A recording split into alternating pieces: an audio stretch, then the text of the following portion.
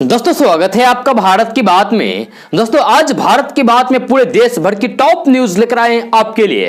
दोस्तों video start करने से पहले आपसे एक रिक्वेस्ट है, अगर आप नए आए इस चैनल पर तो फिर इस चैनल को सब्सक्राइब करके बेल आइकन को भी प्रेस कर दीजिए और साथ में वीडियो को लाइक कर दीजिए, अपने दोस्तों के साथ शेयर भी कीजिए। तो चलो दोस्तों स्टार्ट करते हैं आज की भारत की बात में पूरे देश भर की टॉप न्यूज। दोस्तों बिहार में शराब की तस्करी होना आम बात है और लोग इसके लिए कई तरीके भी अपनाते हैं, लेकिन हाल ही में सोशल मीडिया पर शराब तस्करी का जो वीडियो वायरल हुआ उसको देखकर आप हैरानी में जरूर पड़ जाएंगे कि आखिर किस तकनीक से शराब की तस्करी की गई है। इस वीडियो को भारतीय प्रशासनिक सेवा के अधिकारी अवनीश सर ने ट्वीट किया है। इस वीडियो को बिजनेसमैन आनंद महिंद्रा ने भी अपने ट्विटर अकाउंट पर शेयर किया है। इस 1.5 मिनट के वायरल वीडियो में पुलिस और कुछ अन्य लोग एक पिकअप वाहन के पास खड़े हैं और पिकअप के पीछे की साइड लगी नंबर प्लेट को हटाया जाता है। यह नंबर प्लेट हटने के बाद उसके अंदर एक खुफिया दराज होती है जिसमें भारी मात्रा में शराब की बोतलें रखी होती है। यह इस तरीके से इसलिए छिपाया गया ताकि किसी को शक भी ना हो कि नंबर प्लेट के नीचे भी कोई ऐसा बड़ा स्थान होगा जहां शराब छुपा कर ले जा सके। नंबर प्लेट देखकर यह वीडियो गुजरात का लग रहा है, हालांकि हम इसकी पुष्टि नहीं करते हैं कि यह कहां का वीडियो है।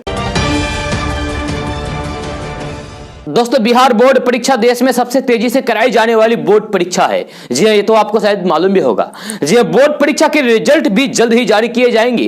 जी हाँ, राज्य में कॉपियों की चेकिंग की प्रक्रिया भी तेजी से की जा रही है। ऐसे में इंटरमीडिएट की परीक्षा में परीक्षार्थियों ने पेपर पर पूछे गए सवालों का जवाब अजब गजब लिखा है। जी हाँ, जिसको जानने के बाद आप भी हैरत में पड़ जाएंगे। जी हाँ, किसी ने बेटी बनकर शादी के लिए मदद मांगी है तो किसी ने बीमारी का बहाना बनाकर पास करने को कहा है। कुछ कॉपियां तो ऐसी है जिन्हें पढ़कर हंसी नहीं रुकेगी। जी हाँ, बोर्ड परीक्षा में छात्रों के अजब गजब जवाब देकर ऐसी हालात है कि कॉपी जांचने वाले कर्मचारी भी असमंजस की स्थिति में आ जाएं। सवाल के जवाब पता नहीं होने पर किस्से कहानी तक तो ठीक था, अब छात्र खुद को भगवान का भक्त और किसी ने खुद को कॉपी चेक करने वाले की बेटी तक बना दिया। जी हां, परीक्षा में सवाल के जवाब के जगह एक लड़की ने शादी नहीं टूटने के लिए पास करने की गुहार लगाई। उस लड़की ने लिखा है कि अगर इस परीक्षा में हम पास नहीं करेंगे तो मेरी शादी टूट जाएगी, प्लीज सर आप पास करवा दीजिए। जी हाँ, वही एक छात्रा ने तो अपनी कॉपी में लिखा है कि उसकी 26 मई को शादी होने वाली है, अगर फेल हो गए तो फिर शादी टूट जाएगी। उसने लिखा है कि आपकी बेटी जैसी हूं सर, कृपया करके पास करवा दीजिए, बहुत मेहरबानी होगी।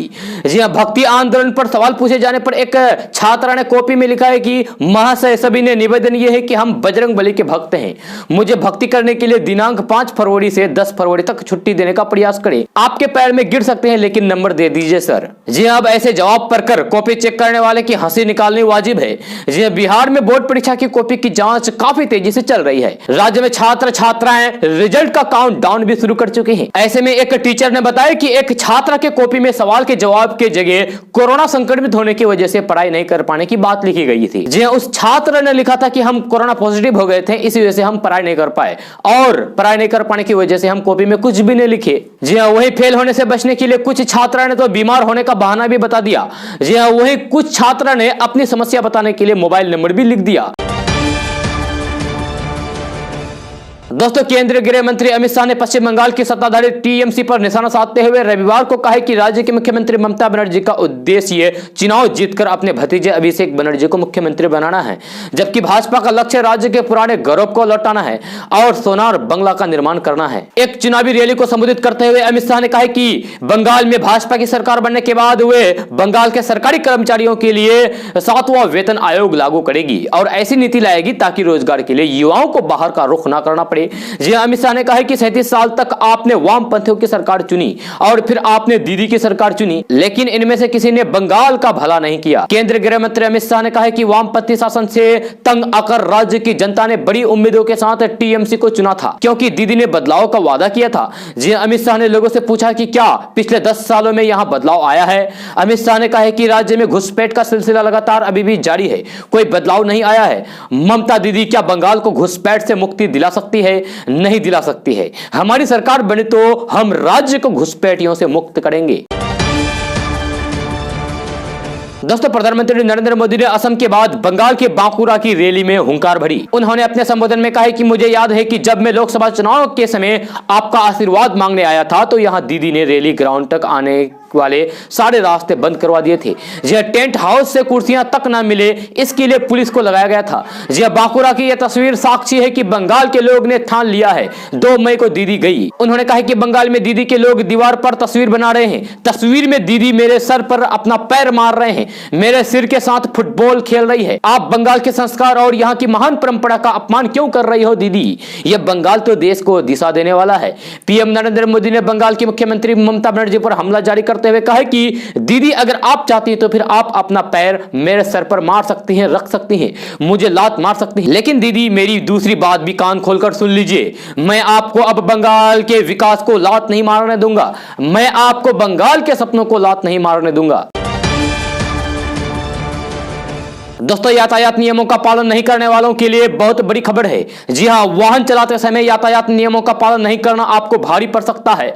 जी हां, आपको 1 साल की जेल भी हो सकती है और इसके साथ 10,000 रुपए का आपको भारी जुर्माना भी देना पड़ सकता है। जी हां, इस संबंध में सड़क परिवहन और राजमार्ग मंत्रालय ने चेतावनी जारी करते हुए ऐसा न करने की सलाह जारी की है। सड़क परिवहन और राजमार्ग मंत्रालय ने जानकारी देते हुए कहा है कि सार्वजनिक स्थान पर रेसिंग और तेज गाड़ी चलाते हुए पकड़े जाने पर पहले अपराध पर 5,000 रुपए का चालान और 3 महीने की जेल की सजा हो सकती है और आगे भी फिर से इस नियम का उल्लंघन करते हुए पकड़े जाते हैं तो फिर आपको 10,000 रुपए और 1 साल की जेल आपको हो सकती है। दोस्तों, एक राहत की खबर सामने आई है। जी क्योंकि सरसों के तेल, रिफाइन और पॉमेलिन के थोक दाम में गिरावट दर्ज की गई है। जी फुटक्कर में भी जल्द ही इसका असर दिखाई पड़ेगा। जी होली पर्व के पहले खाद्य तेलों की कीमतों में गिरावट हुई है। इससे लोगों को महंगाई से कुछ राहत मिलेगी। जी खाद्य तेलों की थोक कीमत में करीब 3 से 4 रुपए किलो की गिरावट हुई है। इससे फुटक्कर कीमतों में भी 2-3 रुपए तक की कमी होने की आसार है। सरसों के तेल का दाम चढ़कर 2270 से 2280 रुपए 15 किलो टीन और रिफाइन का दाम चढ़कर बढ़कर 2150 रुपए 15 लीटर का टीन हो गया था। पॉमोलिन का दाम भी सोमवार को चढ़कर 2130 रुपए से 2140 रुपए 15 किलो का टीन हो गया था। यह पॉमोलिन का दाम शुक्रवार को 10 रुपए टीन की गिरावट थी, जिससे रेट कम होकर 2120 रुपए से 2130 रुपए टीन हो गया था। हालांकि शनिवार को सरसों के तेल, रिफाइन के साथ ही पॉमोलिन के दाम में और कमी हुई है। यह सरसों के तेल का रेट घटकर 2200 रुपए प्रति टीन, यह रिफाइन 2125 रुपए और पॉमोलिन 2050 रुपए प्रति टीन हो गया है। दोस्तों, पश्चिम बंगाल में वाम मोर्चा ने अपना मैनिफेस्टो जारी कर दिया है। यह इसमें सीएए ना लागू करने का वादा किया है। यह पश्चिम बंगाल विधानसभा चुनाव के लिए वाम मोर्चा ने शनिवार को अपना घोषणा पत्र जारी कर दिया। इसमें राज्य में कानून का राज्य स्थापित करने और फिर किसी भी परिस्थिति में संशोधित नागरिकता कानून यानी कि सीएए को लागू नहीं करने का वादा किया। यह माकपा नीति वाम मोर्चा ने घोषणा पत्र में धर्मनिरपेक्षता के सिद्धांतों पर अडिग रहने और फिर मुस्लिम सहित सभी धार्मिक और भाषाई अल्पसंख्यकों की सुरक्षा सुनिश्चित करने का वचन दिया। दोस्तों, बॉलीवुड एक्टर सोनू सूद ने कोरोना महामारी के इस बुरे दौर में कई लोगों की मदद की है। यही वजह है कि आए दिनों सोनू सूद अपने सामाजिक कार्यों को लेकर पूरे देश में चर्चा का विषय बने रहते हैं।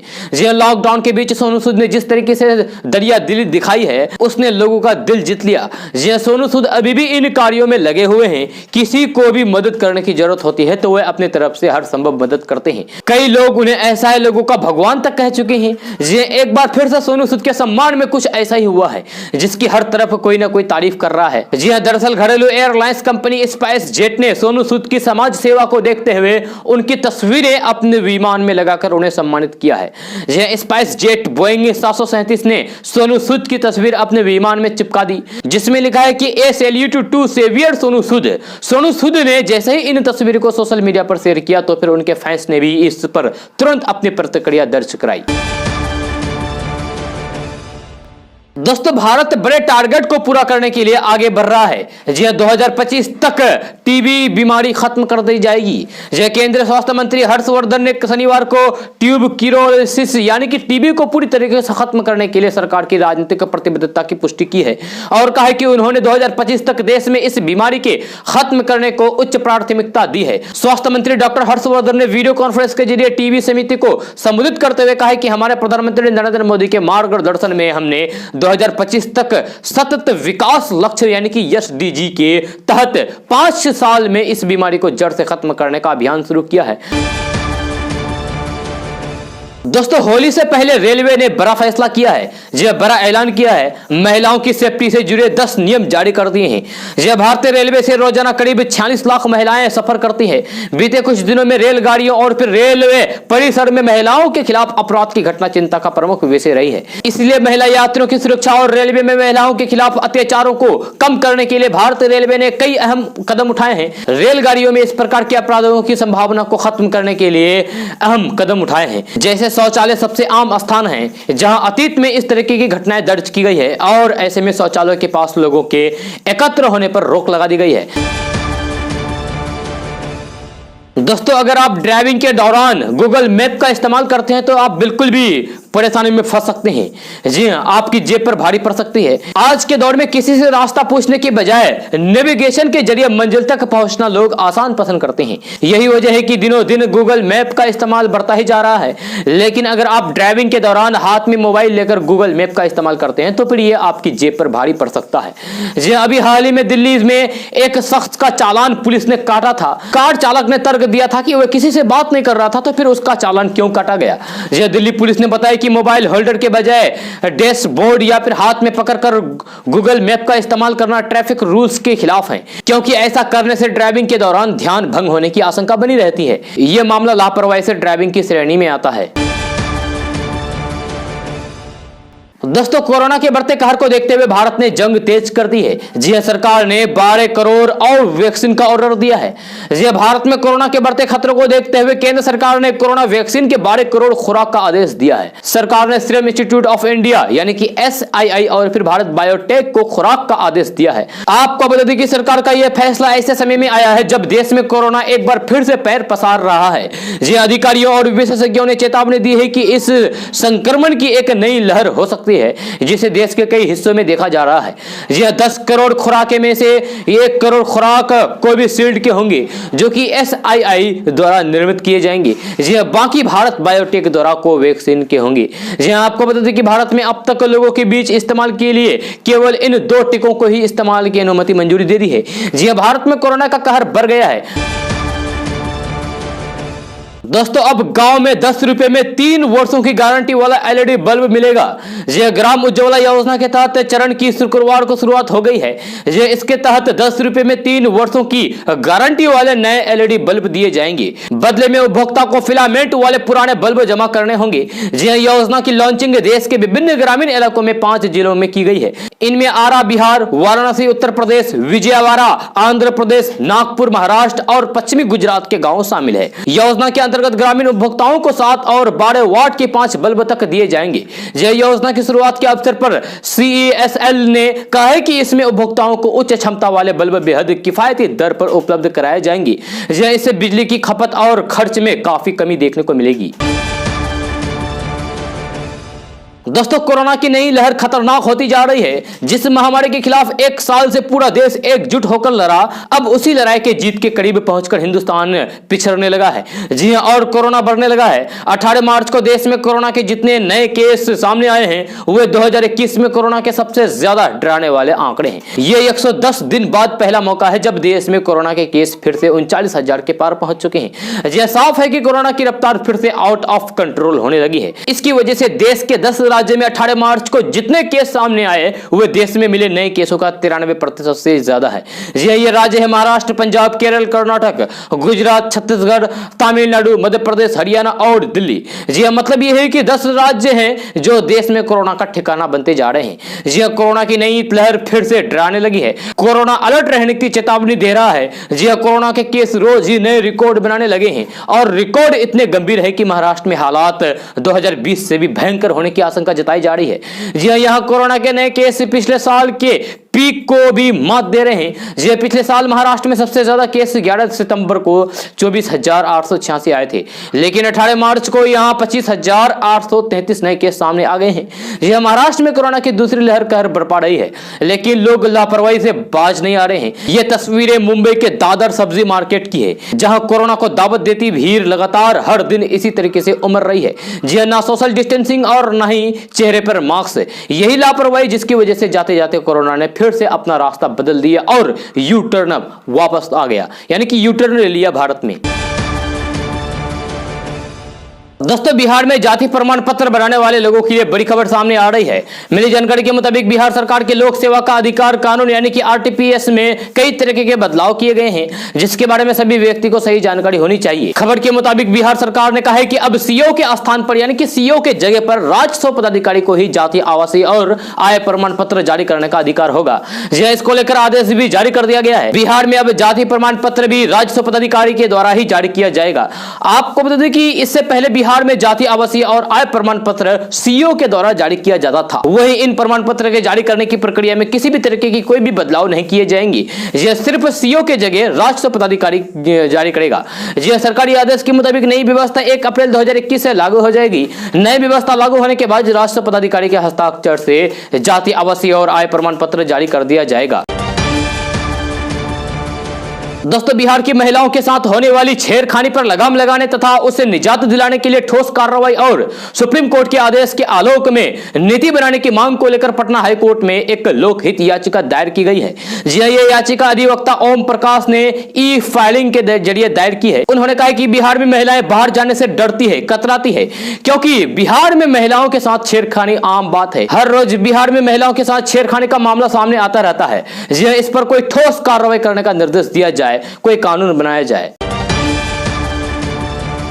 दोस्तों आज का न्यूज़ बस यहाँ तक। कैसा लगा जरूर अपना सुझाव दीजिएगा नीचे कमेंट बॉक्स में कमेंट करके। अगर आप नए आए इस चैनल पर तो फिर चैनल को सब्सक्राइब की बेल आइकन को भी प्रेस कर दीजिए और साथ में वीडियो को लाइक कीजिए, अपने दोस्तों के साथ शेयर भी कीजिए। तो चलिए दोस्तों फिर मिलते हैं अगली वीडियो में। जय हिंद।